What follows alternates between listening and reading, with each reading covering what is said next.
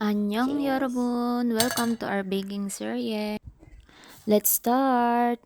Maglagay lang po tayo dyan ng 1 cup white sugar, 1/3 cup ng brown sugar, 2 cups of all-purpose flour, and then isip po natin para hindi magbuo-buo.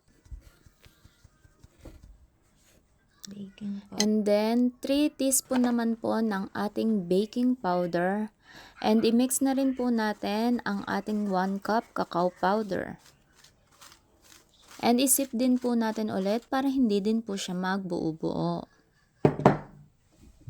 And then iset aside, then mag-ready naman po tayo ng 4 large egg. Make sure po na room temperature po ang ating gagamitin. Then 2 teaspoon naman po ng vanilla extract and half cup cooking oil. Yan, imimix lang po natin siya. And then pag okay na po siya, ay ilalagay na po natin siya sa ating dry ingredients.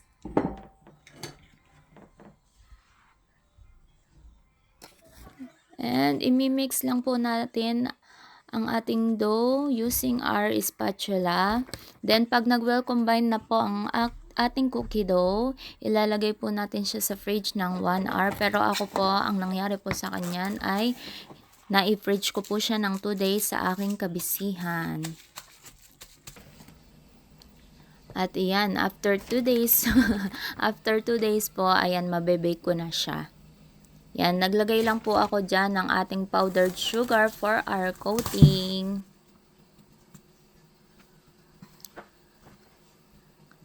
Bibilog-bilugin lang po natin yan.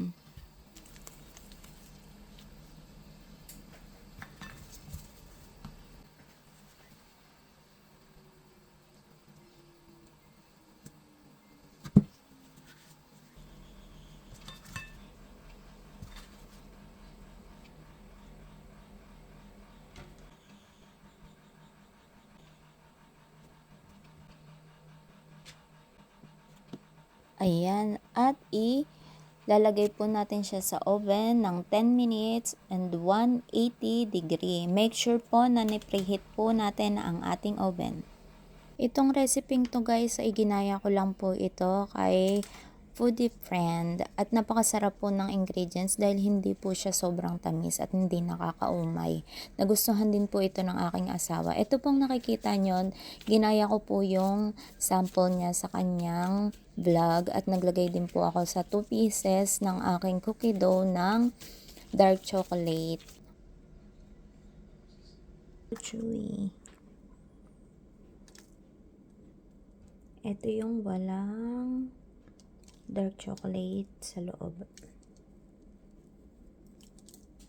Oh, chewy.